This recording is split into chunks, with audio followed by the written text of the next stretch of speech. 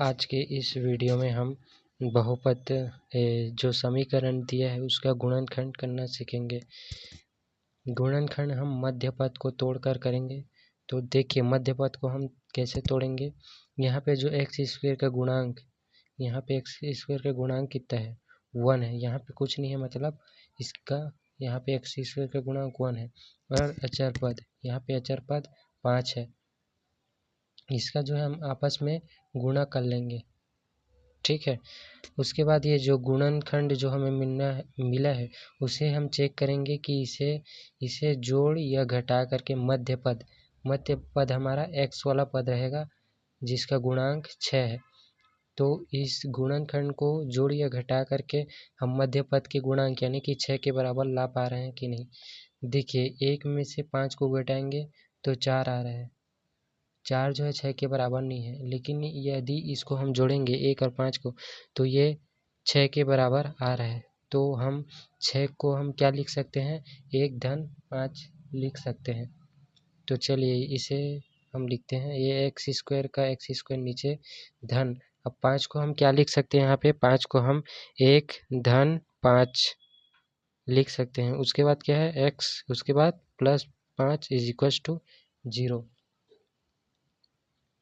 अब देखिए x square को हमने यहाँ से उतार लिया, प्लस एक्स का गुणा 1 के साथ होगा तो एक्स का गुणा धन 5 के साथ होगा तो धन 5x धन 5 बराबर का 0। देखिए यहाँ पे 4 पद हो गए हैं, 1 2 3 4। अब इन 4 पद को हम कॉमन लेते हुए 2 पद में बदल लेंगे। देखिए ये वाले पद और ये वाले पद में क्या कॉमन है, यानी कि दोनों में क्या क्या सेम चीज़ है। देखिए यहाँ पे एक्स स्क्वायर है, यहाँ पे एक्स है, तो दोनों में x जो है समान है, तो एक x को हम बाहर लिख लेंगे। यहाँ से एक x को बाहर लिख लिए, उसके बाद क्या बचा, एक x बचा।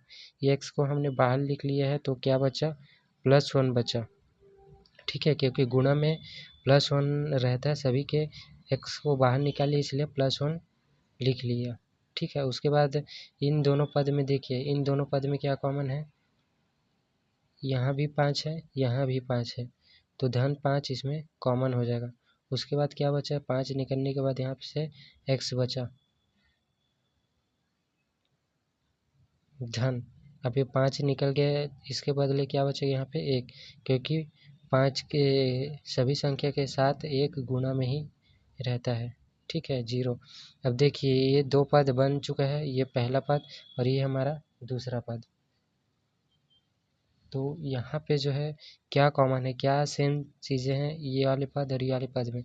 यहाँ पे देखिए x+1 दोनों में समान है, तो हम इसे एक साथ लिख लेंगे, x+1 दोनों के लिए बाहर। उसके बाद जो बचे उसे कोष्टक के अंदर लिखेंगे। x+1 बाहर लिख लिए, क्या बचा यहाँ पे x बचा। उसके बाद ये वाले पद में x+1 बाहर लिख लिए, क्या बचा यहाँ पे धन का 5 बराबर 0।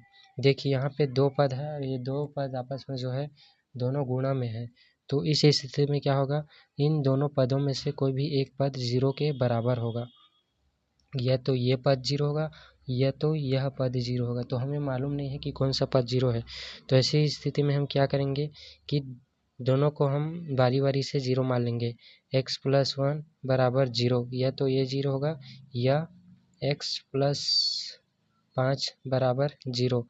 तो यहाँ से हम x का मान निकाल लेंगे, x+1 बराबर 0, यहाँ से x+5 बराबर 0।